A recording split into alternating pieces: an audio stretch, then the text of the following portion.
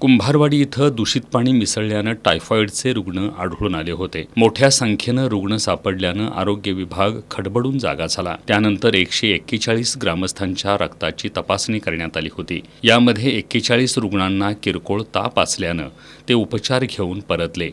मात्र टायफॉईडचे 18 आढळून आले. यातील 16 रुग्ण बरे होऊन घरी परतलेत. सध्या केवळ 2 टायफॉईडचे रुग्ण आहेत.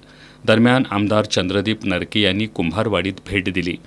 ज्या पाईपलाईनमुळे दूषित पाणीपुरवठा झाला ती पाईपलाईन तात्काळ बदलण्याचे निर्देश दिले. त्यासाठी निधी उपलब्ध करून देत असल्याचं सांगितलं.